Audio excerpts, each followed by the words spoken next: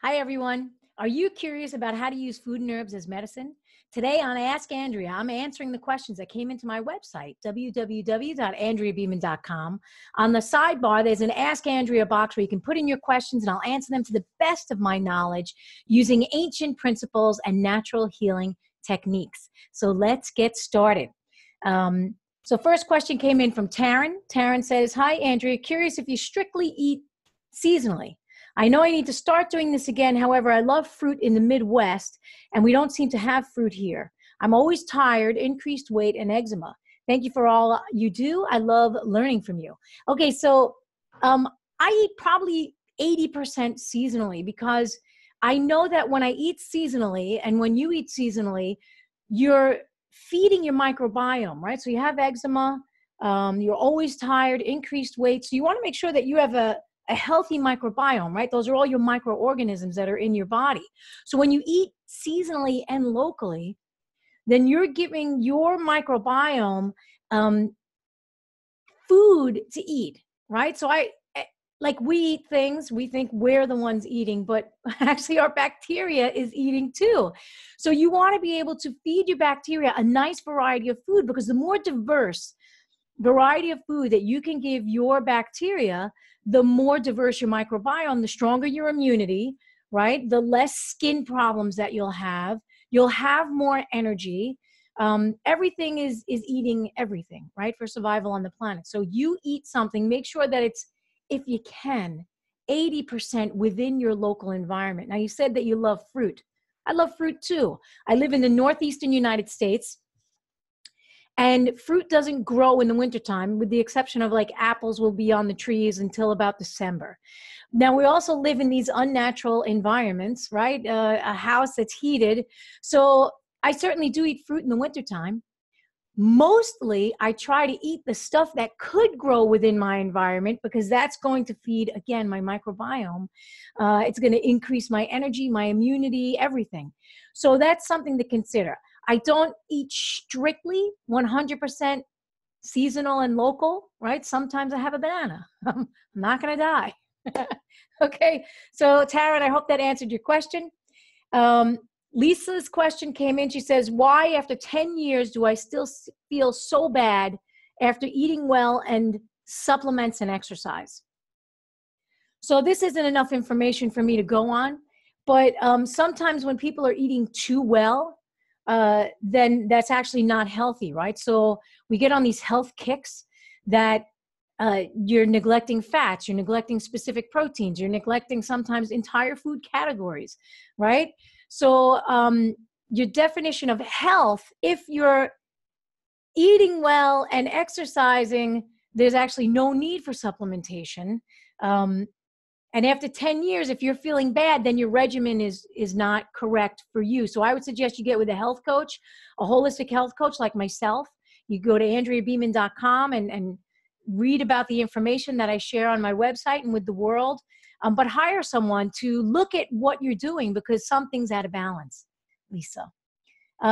Rehab says, how can we heal with infection of virus C in the liver? My father died because of virus C, so she must be talking about Hep C.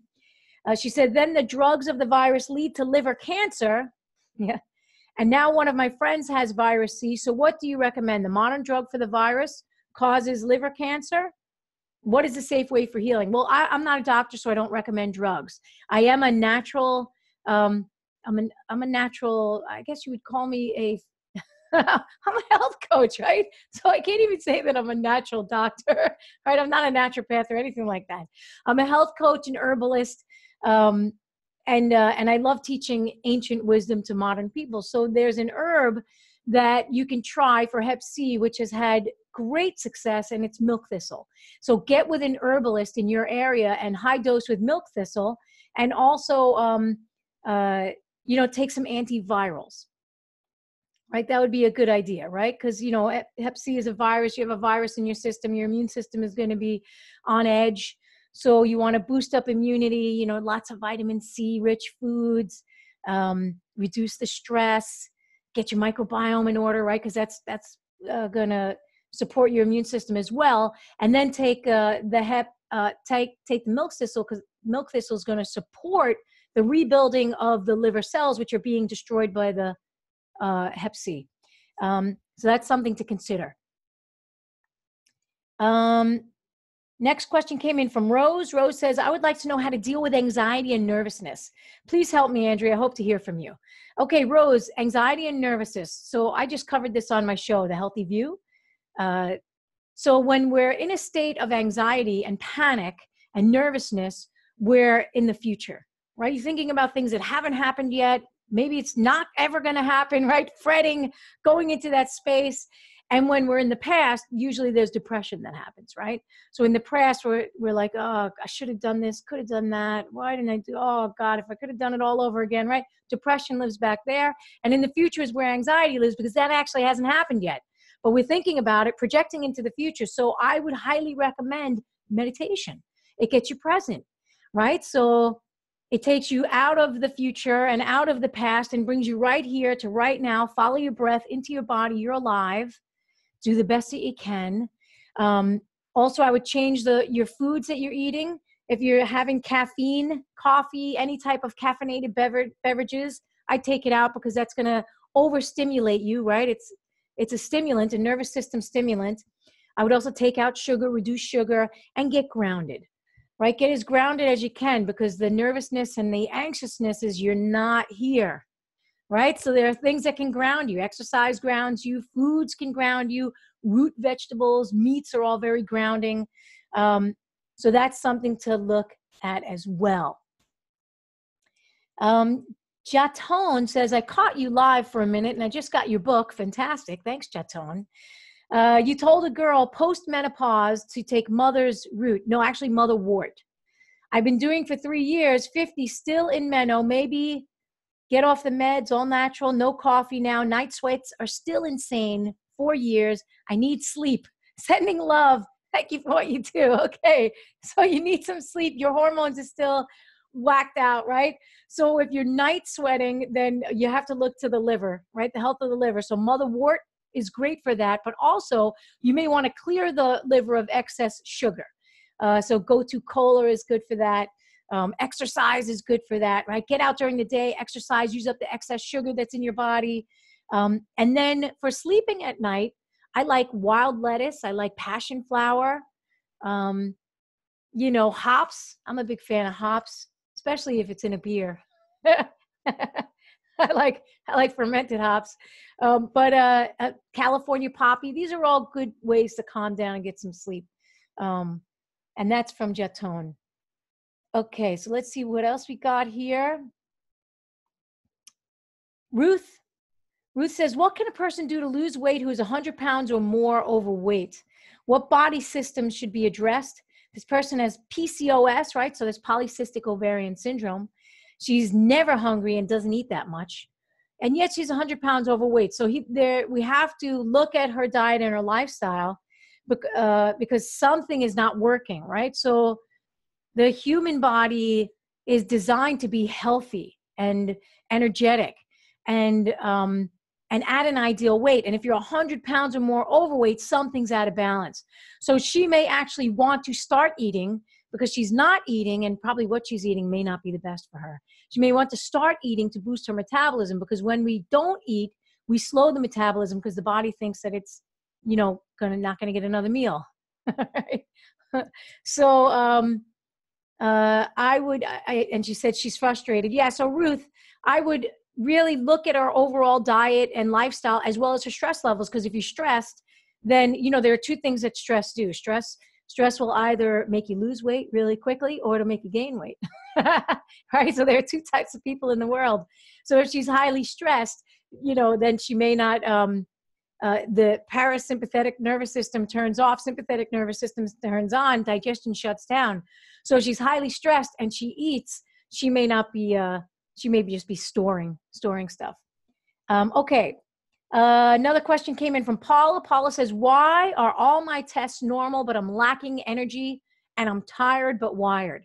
Okay. So tired but wired indicates adrenal fatigue, right? So you want to make sure that you're nourishing your kidneys and nourishing your nervous system and nourishing your adrenals and nourishing, right? You want you want to relax the body as much as possible, because, you know, like you're lacking energy, but you actually need rest and relaxation to rebuild energy. Right? So that's, if you're tired but wired, you're running on empty, literally, you're in that overdrive. So we actually need to relax you to give you more energy. With the tired but wired, you have to calm your system down. So all of the adaptogenic herbs can really help with that. Eleutherococcus, ashwagandha, ginseng, but also eating well, exercising on a daily basis, just getting back to balance. And I think this is where a lot of people get lost, right? They look for the one thing that's going to fix them, the one herb, the one food thing, but it's actually it's a culmination of a lot of different things: diet, lifestyle, consciousness, you know, where you at in your life, right? We want to be healthy, happy, strong, and vital for as long as possible before we're out of here, because we're out of here in no time, right? You're in and out of this life in the blink of an eye. So get with a practitioner, get with a health coach, a naturopath, a ancient medicine practitioner, to see what's going on, where you are out of balance, that you are normal tests, but lacking energy and tired but wired. Okay. Next question came in from Linda. Linda says, "Hi, Andrea. I have ringing in my ears, mostly in my left. And what I hear you saying, pun, ha, is this is my kidneys. So what I want to know is, what do I need to eat and drink that will fix this? I haven't had this for very long, maybe 9-ish months." Okay, so when the ears ring, usually it's a deficiency, right? I mean, it could come from, you know, a loud noise and your eardrum was too close and it, you know, something broke. So that can be ringing as well. But generally, if there's a ringing, oftentimes there's a deficiency. So people that drink a lot of coffee can get ringing because they're actually depleting the minerals in the body. Too much caffeine, depleting the minerals in the body. So you want to also nourish the kidneys on a deep level, right? So I would do bone stocks, beans nourish the kidneys, seaweed, proteins nourish the kidneys, right? So too little protein and you can't nourish the kidney, too much protein and you're taxing the kidneys, right? So that's something to look at, right? So if you're in a state of deficiency, then you want to build. And if you're in a state of excess, you want to kind of drain a little bit. Okay, so let's see. I think that's it for today. There's a lot more that came in, but I can only get to as many as I can during the day, and I have other stuff to do. But I want to thank everybody for sending me your questions. I love answering them. I love that you're engaged and you're curious about using natural methods to heal, because this is the wave of the future. It's actually ancient medicine, but it's coming back, thank God. So I want to thank you all for joining me today. I don't want you to miss out on any of this content that I'm sharing with you. So I want you to click on the button to subscribe to my channel. Plus, if you like what I'm sharing, give me a thumbs up and leave a comment below. I'd love to hear from you. You can also head over to andreabeaman.com, which is my website, for any information on any upcoming classes that I have or online programs. And I will see you next time. Thanks, everybody.